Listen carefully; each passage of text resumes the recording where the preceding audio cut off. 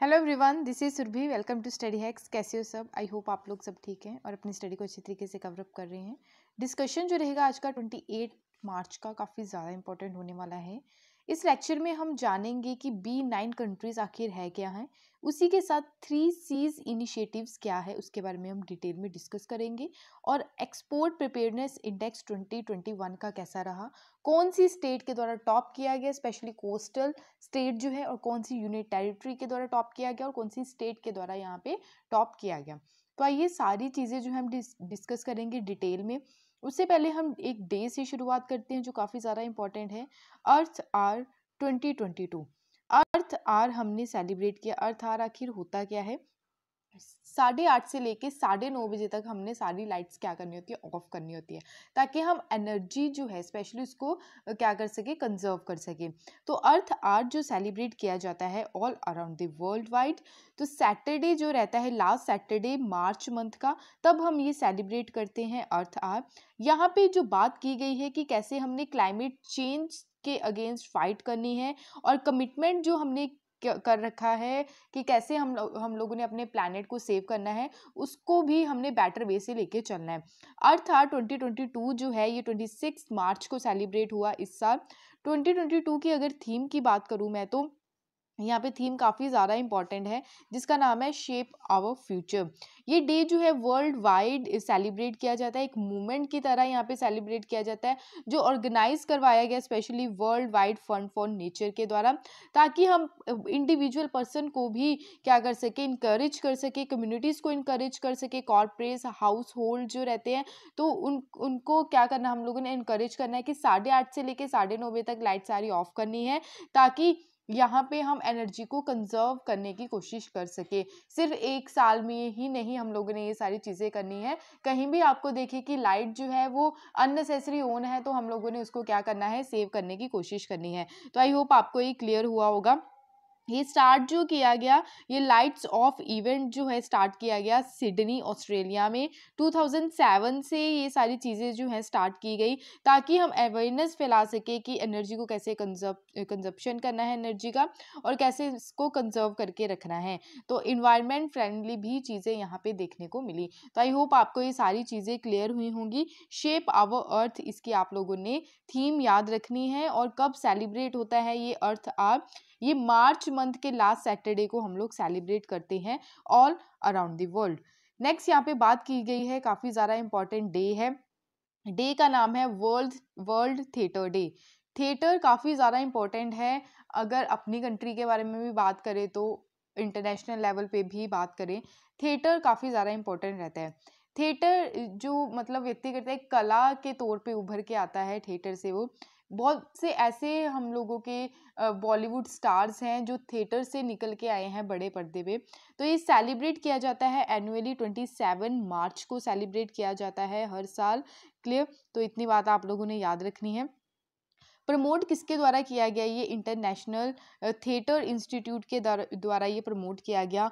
World जो theatre day है, ये स्पेशली फोकस करता है यंगस्टर पे और नेक्स्ट आने वाली जो नेक्स्ट जनरेशन है, ताकि न्यू आर्टिस्ट यहाँ से निकल के आए और हम लोगों की कंट्री का और इंटरनेशनल लेवल पे उनका नाम हो। क्लियर? तो ये स्पेशल फोकस रहता है इंटरनेशनल थिएटर जो ऑर्गेनाइजेशन है, ठीक है, इंटरनेशनल थिएटर इंस्टीट्यूट है। और ये इनिशिएटिव भी किसका है? इंटरनेशनल थिएटर इंस्टीट्यूट का, ITI का, ठीक है। तो प्रेसिडेंट अरवी किवीमास 1961 में इनके द्वारा प्रपोजल रखा गया कि 9th वर्ल्ड कांग्रेस में, ठीक है, तो वीनिया में हुई थी। तो यहाँ पे 1962 में वर्ल्ड थिएटर डे हम लोगों ने सेलिब्रेट करना स्टार्ट किया, और ये इनिशिएटिव रहा इंटरनेशनल थिएटर इंस्टीट्यूट का। तो आई होप आपको ये सारी चीज़ें क्लियर हुई होंगी जो काफ़ी ज़्यादा इंपॉर्टेंट थी, तो ये आप लोगों ने याद रखना है। नेक्स्ट यहाँ पे बात करते हैं एक्सपोर्ट प्रिपेयरनेस इंडेक्स 2021 के बारे में। एक्सपोर्ट जो है, जैसे हम इंट्रा एक्सपोर्ट करते हैं, इंट्रा एक्सपोर्ट यानी कि मैं आपको यहाँ पे बताती हूँ, यह इंडिया का मैप है आप लोगों के सामने। इंट्रा एक्सपोर्ट क्या रहता है कि अपनी ही स्टेट में, यानी कि सपोज करो मध्य प्रदेश है, ठीक है ही मध्य प्रदेश, सपोज क्या करना है, तो मध्य प्रदेश में एक सिटी से दूसरी सिटी में हम लोगों ने सामान क्या करना है, एक्सपोर्ट करना है। That is intra state export. Clear? अब इंटर स्टेट की अगर मैं बात करूं, यानी कि एक स्टेट से दूसरी स्टेट में हम लोगों ने क्या करना है, एक्सपोर्ट करना है। क्लियर? तो ये that is inter state export. तो इतनी चीज़ आप लोगों को क्लियर हुई होगी। अब हम यहाँ पे एक्सपोर्ट के बारे में बात करते हैं कि एक्सपोर्ट प्रिपेयरनेस इंडेक्स जो है 2021, ये किसके द्वारा रिलीज़ किया गया? ये नीति आयोग के द्वारा रिलीज़ किया गया। नीति आयोग की आप लोगों ने फुल फॉर्म ज़रूर याद रखनी है, क्योंकि यूपीएससी के द्वारा एक छोटा सा क्वेश्चन भी पूछ लिया गया। नीति आयोग की full form national institution for transforming India, ये आप लोगों ने याद रखना है। तो गुजरात जो है ये टॉप पे रहा। क्लियर? गुजरात टॉप पे रहा एक्सपोर्ट प्रिपेयरनेस इंडेक्स में, और ये दूसरी बार गुजरात के द्वारा टॉप किया गया है इसमें, जो काफ़ी ज़्यादा इंपॉर्टेंट है। उसके अलावा महाराष्ट्र जो है सेकंड पोजीशन पे रहा, Karnataka third position, Tamil Nadu fourth position पे रहा इस इंडेक्स में। अगर कोस्टल स्टेट्स की हम लोग बात करें, स्पेशली जैसे गुजरात हो गया। क्लियर? कोस्टल स्टेट्स है हमारी कंट्री में, टोटल 9 कोस्टल स्टेट्स हैं। क्लियर? तो इसकी बाउंड्री जो है 7550 किलोमीटर इसकी टोटल बाउंड्री है कोस्टल एरिया की। तो इसमें गुजरात के द्वारा टॉप किया गया। उसके अलावा हम लोग बात करें जो काफ़ी ज़्यादा इंपॉर्टेंट है, कि जो हायर इंडस्ट्रीज एक्टिविटीज़ रहती हैं कोस्टल स्टेट्स में, और सी पोर्ट्स जो रहते हैं उसमें सबसे ज़्यादा यहाँ पे एक्सपोर्ट देखने को मिला। काफ़ी ज़्यादा मेजॉरिटी थी एक्सपोर्ट्स को लेके, इंडिया के एक्सपोर्ट्स को लेके। काफ़ी ज़्यादा चैलेंजेस अपॉर्चुनिटीज़ यहाँ पे आइडेंटिफाई की गई। गवर्नमेंट पॉलिसीज़ जो हैं, ठीक है, तो एनकरेज किया गया फैसिलिटेटिव जो रेगुलेटरी फ्रेमवर्क है एक्सपोर्ट्स को लेके। इंडेक्स जो है इसमें 4 पिलर्स यहाँ पे रखे जाते हैं, 11 सब पिलर्स है, 60 इंडिकेटर्स हैं। इतने आप लोगों को याद नहीं रखने हैं। क्लियर? टोटल रटने नहीं है। 60 इंडिकेटर्स, 11 सब पिलर्स, 4 पिलर्स, आप लोग इसके बारे में देख लीजिएगा। जो कवर किए गए हैं टोटल 28 स्टेट्स और 8 यूनियन टेरिटरीज। हमारी कंट्री में टोटल 8 स्टेट्स हैं और 28 स्टेट्स हैं और 8 यूनियन टेरिटरीज हैं। क्लियर? तो इसमें कंफ्यूज नहीं होना। कई सारे स्कूल की बुक्स में भी अभी तक कई चीज़ें अपडेट नहीं हुई हैं, तो पिछली ही 27 स्टेट्स और 9 यूनियन टेरिटरीज ही मेंशन कर रखी हैं। तो प्लीज़ यहाँ पे चीज़ों को ध्यान रखना है। अगर आपको लगे कि कहीं बुक में गलत चीज़ मेंशन है तो उसको सही करने की ज़रूर कोशिश कीजिएगा। ठीक है? तो कई बार स्कूल वाले भी अपडेट नहीं करते हैं। क्लियर? तो आई होप आपको ये क्लियर हुआ होगा। उसके अलावा हम लोग बात करते हैं हिमालयन स्टेट्स में कौन टॉप पे रहा। वो रहा उत्तराखंड, फिर हिमाचल प्रदेश, त्रिपुरा, सिक्किम एंड मणिपुर। स्टेट्स की अगर बात करें कोस्टल स्टेट्स की, तो गुजरात टॉप पे रहा। उसके बाद महाराष्ट्र, कर्नाटका, तमिलनाडु एंड आंध्र प्रदेश। क्लियर है इतना? उसके अलावा हम लैंडलॉक स्टेट्स की बात करते हैं, वो टॉप पे रहा हरियाणा। उसके बाद उत्तर प्रदेश, मध्य प्रदेश, पंजाब। ठीक है? अगर कोई पंजाब से बिलोंग करता है तो रैंक याद रखिएगा। लैंडलॉक स्टेट में से पंजाब जो है 4th नंबर पे है एक्सपोर्ट प्रिपेयरनेस इंडेक्स में। तेलंगाना जो है 5th यहाँ पे इसका रैंक रहा लैंडलॉक स्टेट्स में। क्लियर? लैंडलॉक स्टेट्स क्या होती है, अगर इसमें आप लोगों को कंफ्यूजन है तो लैंडलॉक स्टेट्स यानी कि कोई भी पार्ट जो है वो सी से टच नहीं कर रहा है, दैट इज लैंडलॉक स्टेट्स। ठीक है? तो आई होप आपको ये क्लियर हुआ होगा। उसके अलावा हम बात करें कि यूनियन टेरिटरी एंड जो सिटी स्टेट्स है उसमें से कौन टॉप पे रहा, वो Delhi, Goa, Jammu and Kashmir, Chandigarh and Puducherry top पे रहा। तो आई होप आपको ये क्लियर हुआ होगा। उसके अलावा हम लोग बात करते हैं कि सिग्निफिकेंस क्या है। इसके पहले हम देख लेते हैं कि पॉलिसीज जो है वो 20% रही इस इंडेक्स में। Export promotion policy 20%, industrial framework जो है 10%। ठीक है? यानी कि एक्सपोर्ट प्रमोशन पॉलिसी 10% है और institutional framework also 10%। Business ecosystem की हम लोग बात करें तो बिजनेस इन्वायरमेंट 10% है। इंफ्रास्ट्रक्चर 10% यहाँ पे काउंट किया गया। Transport connectivity also 10% and access to finance की बात करें तो अनदर 10%। तो टोटल यहाँ पे बिजनेस इकोसिस्टम की बात करें तो 40% है। एक्सपोर्ट इकोसिस्टम की बात करें तो 20% है। यहाँ पे अगर बात करें एक्सपोर्ट इंफ्रास्ट्रक्चर की तो वो 10% है। ट्रेड स्पोर्ट की बात करें तो 5% है। रिसर्च एंड डेवलपमेंट इंफ्रास्ट्रक्चर की बात करें तो 5% है। एक्सपोर्ट यहाँ पे जो परफॉर्मेंस रही स्पेशली ग्रोथ ओरिएंटेशन में, तो ये 10% है। एक्सपोर्ट डाइवर्सिफिकेशन 10% एंड टोटल अगर बात करें एक्सपोर्ट परफॉर्मेंस की तो वो रही 20%। सिग्निफिकेंस की मैं बात करूँ तो यहाँ पे एग्जामाइन किया गया कि क्या क्या एक्सपोर्ट परफॉर्मेंस रही है, एक्सपोर्ट रेडीनेस एंड स्टेट्स जो है स्पेशली यूनियन टेरिटरीज भी। उसके अलावा इंडेक्स जो है ये काफ़ी ज़्यादा इंपॉर्टेंट टूल है और पॉलिसी मेकर है और एक्सपोर्टर्स है। क्लियर? उसके अलावा यहाँ पे काफ़ी ज़्यादा हेल्पफुल मिलेगी इस रिपोर्ट से, स्पेशली जो स्टेट गवर्नमेंट्स को, क्लियर, यानी कि जो रिपोर्ट निकल के आई है इससे पता चलेगा कि कहाँ पे बेहतरीन एक्सपोर्ट जो है वो देखने को मिल रहा है, कौन सी स्टेट में।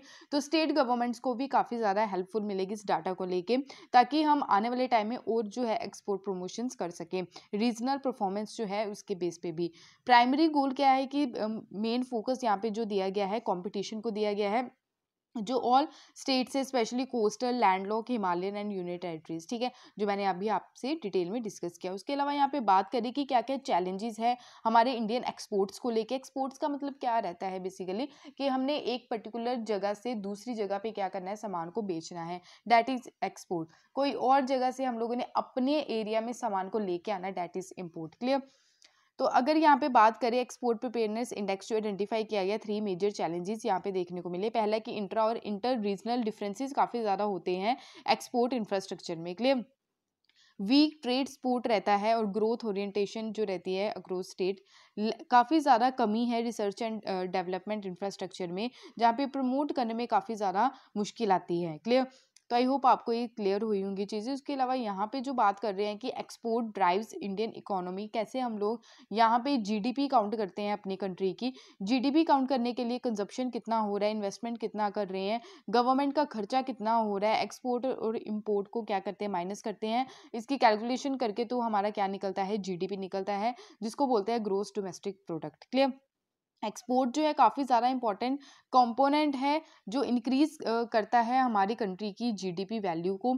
एक्सपोर्ट जो है इनएलिएनेबल कंपोनेंट है हमारी इंडिया की इकोनॉमिक ग्रोथ को लेके, स्पेशली जब एक्सपोर्ट होगा तभी हमारी जो है जीडीपी वो क्या होगी, इंक्रीज होगी।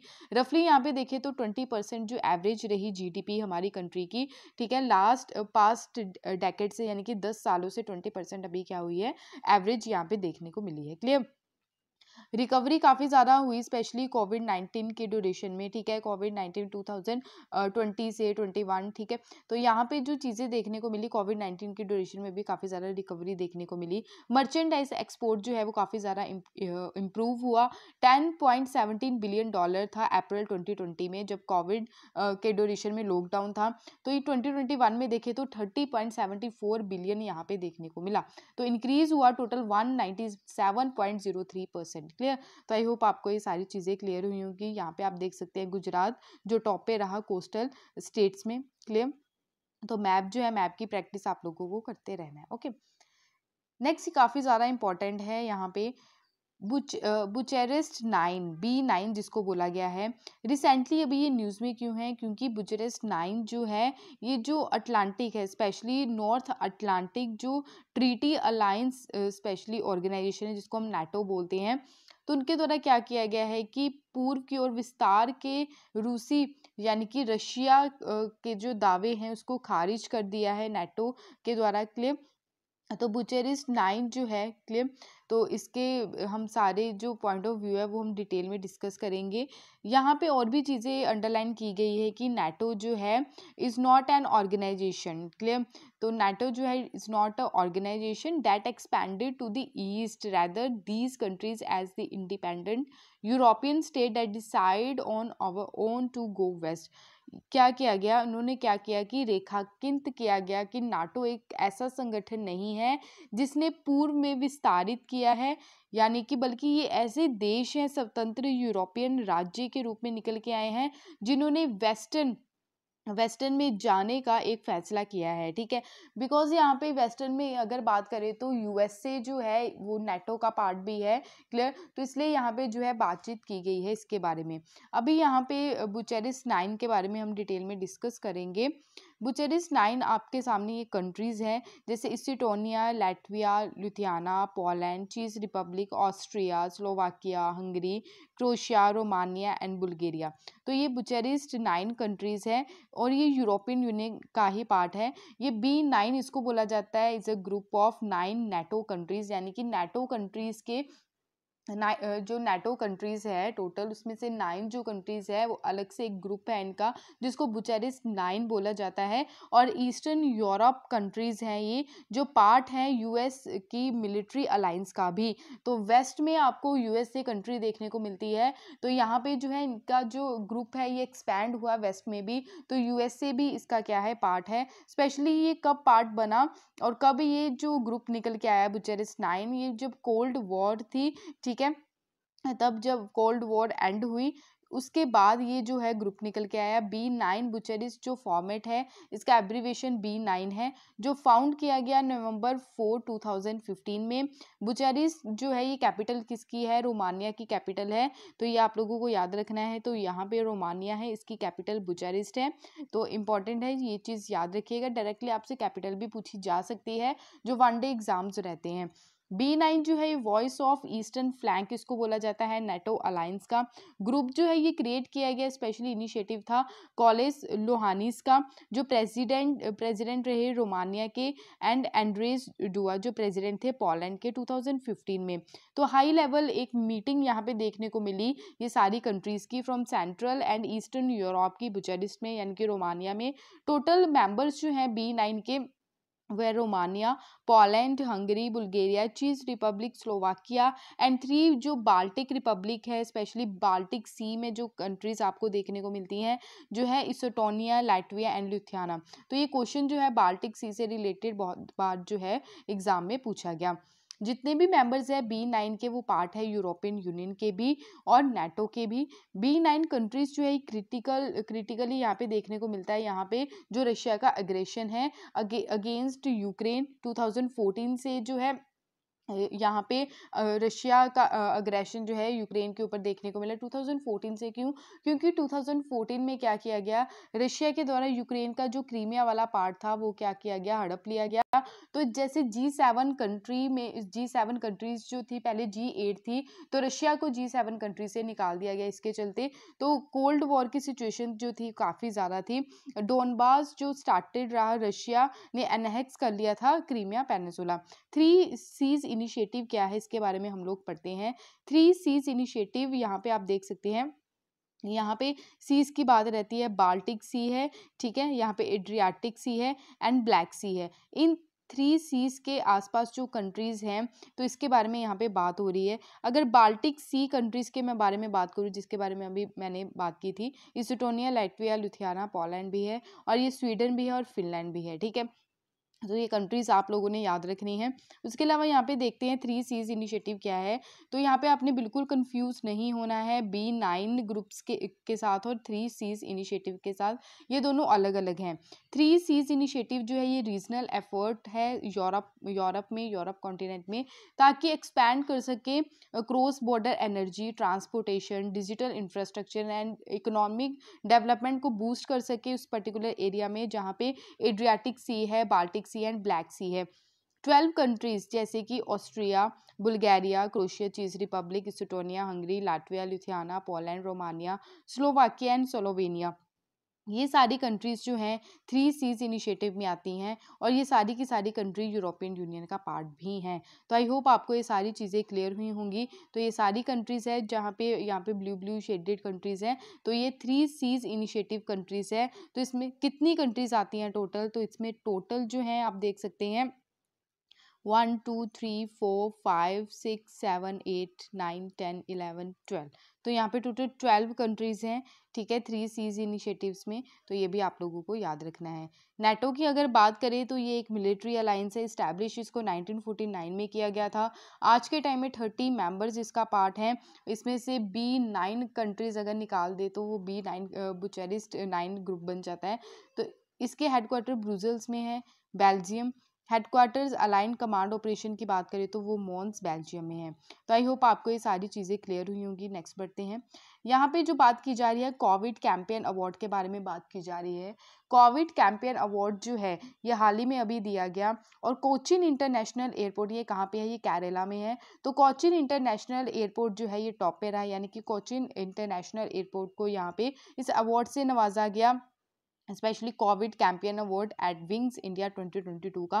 Covid campaign sorry Covid champion है ये, कोविड चैम्पियन जो है ये अवार्ड दिया गया जो रिसीव किया गया यहाँ पे कोचीन इंटरनेशनल एयरपोर्ट लिमिटेड के जो मैनेजिंग डायरेक्टर हैं एस सुहास IAS हैं, फ्रॉम सिविल एविएशन मिनिस्टर ज्योति आदित्य शिंदे के द्वारा यहाँ पे जो है ये अवार्ड प्रेजेंट किया गया। तो मिनिस्ट्री जो है ये याद रखिएगा आप लोग, सिविल एविएशन मिनिस्टर कौन है आज के टाइम में, ज्योति आदित्य शिंदे। ओके, उसके अलावा यहाँ पे बात करें ये अवार्ड जो है यहाँ पे जो दिया गया क्योंकि सक्सेसफुल इम्प्लीमेंटेशन किया गया इस इंटरनेशनल एयरपोर्ट के द्वारा, कोचीन इंटरनेशनल एयरपोर्ट के द्वारा जो कोविड-19 के नॉर्म्स थे, कैसे कैसे सेफगार्ड्स जो हैं यहाँ पे सारी चीज़ें यहाँ पे एनालाइज की गई और लोगों को सारी चीज़ों से अवेयर किया गया। क्लियर?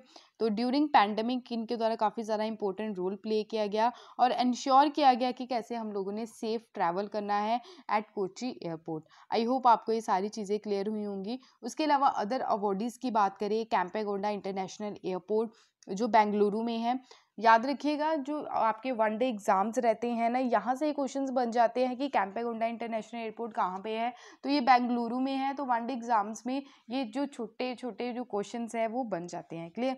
तो बेस्ट एयरपोर्ट की कैटेगरी में इनको अवार्ड दिया गया under general category and aviation innovation award से नवाजा गया कैंपेगौड़ा इंटरनेशनल एयरपोर्ट बेंगलुरु। मुंबई का छत्रपति शिवाजी महाराज इंटरनेशनल एयरपोर्ट जो है इसको aviation sustainability and environment award दिया गया बाय विंग इंडिया अवार्ड 2022 का एफिशिएंट ग्रीन प्रैक्टिसेस। क्लियर? यानी कि यहाँ पे जो है काफ़ी ज़्यादा प्लांट्स लगाए गए, ग्रीन प्रैक्टिसेस की गई, उसके चलते विंग इंडिया जो है, विंग इंडिया के बारे में हम लोग बात कर लेते हैं। विंग इंडिया की जो है ये एशिया की लार्जेस्ट इवेंट है स्पेशली सिविल एविएशन को लेके। इसमें इंक्लूडेड रहता है commercial, general and business aviation programme जो है जो ऑर्गेनाइज करवाया गया jointly ministry of civil aviation and FICCI in collaboration रहा एयरपोर्ट अथॉरिटी ऑफ इंडिया का। क्लियर? और Begumpet airport in Hyderabad from 24 March से लेकर 27 मार्च तक ये इवेंट चला। तो आई होप आपको ये सारी चीज़ें क्लियर हुई होंगी।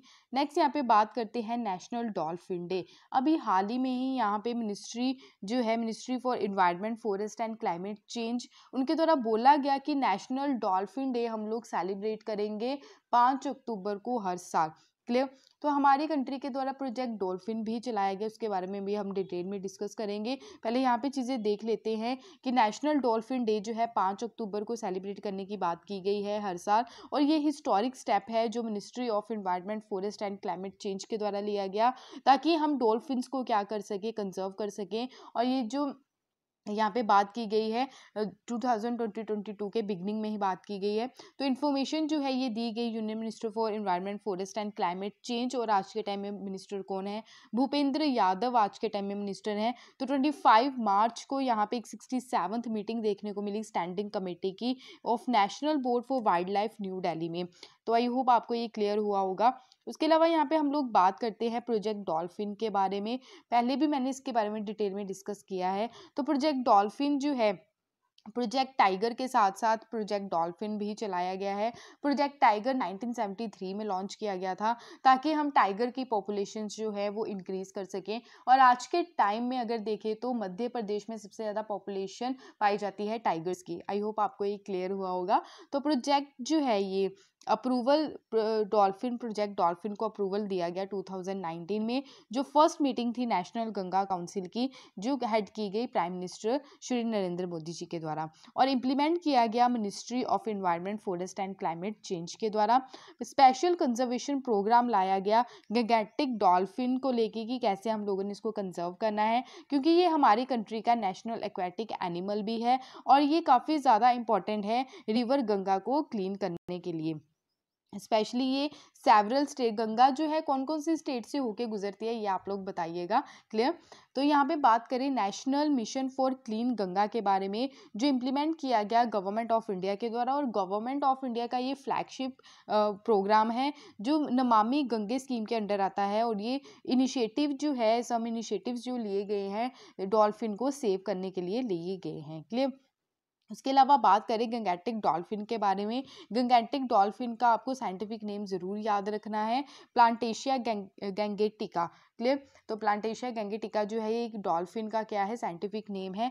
फीचर की अगर बात करें इसकी, तो ये जो है ब्लाइंड होती हैं, तो ये क्या करती हैं, यानी कि ये देख नहीं पाती हैं। अगर इन्होंने क्या करना है, अपने शिकार को कैच करना है, तो ये अल्ट्रासोनिक साउंड की वजह से ये क्या करती हैं, वो जज करती हैं। क्लियर। तो ये prey in a unique manner है, प्रे क्या रहता है, शिकार रहता है। ठीक है। तो प्रे आप लोगों ने याद रखना है। तो ये क्या होता है कि अल्ट्रासाउनिक साउंड से ये अपने प्रे को कैच करती हैं। क्लियर। तो इसको सुसु के नाम से भी जाना जाता है, गंगेटिक डॉल्फिन को याद रखिएगा। और ये फाउंड होती हैं, यानी कि इंडियन सब कॉन्टिनेंट में बहुत सारे एरिया में पाई जाती हैं, जैसे पर्टिकुलरली गंगा, ब्रह्मपुत्रा, मेघना एंड कर्णापुली शुंगू रिवर सिस्टम में जो पाई गई गंगा की ट्रिब्यूटरीज में पाई जाती हैं स्पेशली। ठीक है। गंगा की ट्रिब्यूटरीज जैसे कि यमुना हो गई। ठीक है। तो ये गंगा की ट्रिब्यूटरी है। तो थ्रेट क्या है आज के टाइम में, जब डैम बनते हैं, डैम जब बनते हैं तो इनका माइग्रेशन होता है, उस जगह से दूसरी जगह इनको शिफ्ट करना पड़ता है। उसकी वजह से ब्रीडिंग साइकिल्स जो होता है इनका, उस पे भी काफ़ी ज़्यादा असर होता है। क्लियर। तो यहाँ पे पोल्यूशन रहता है, स्पेशली जो वाटर पोल्यूशन रहता है, जब हम रिवर में पॉलीथीन वगैरह डंप कर देते हैं, उसकी वजह से भी इनकी संख्या जो है काफ़ी ज़्यादा कम होती दिखी है। एक्सेसिव सिटलिंग की अगर बात करें, तो सैंड माइनिंग की वजह से, स्पेशली जो असम में होती है, ठीक है, लो कोर्स है ऑफ द गंगा।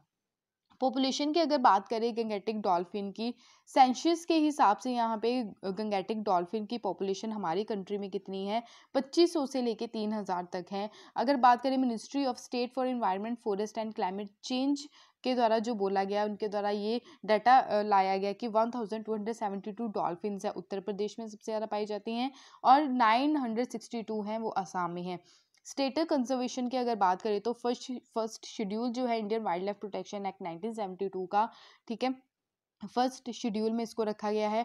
IUCN की लिस्ट में एंडेंजर्ड कैटेगरी में रखा गया है। अपेंडिक्स फर्स्ट की अगर बात करें, तो मोस्ट एंडेंजर्ड कैटेगरी में है। सिटीज़ की बात करें तो क्लियर। अपेंडिक्स सेकंड की बात करें, जिसमें माइग्रेटरी स्पीसीज जो है कैसे हमने इसको कंजर्व करना है, तो स्पेशली ये कंजर्वेशन ऑफ माइग्रेटरी स्पीसीज की कैटेगरी में इसको अपेंडिक्स सेकंड में रखा गया है।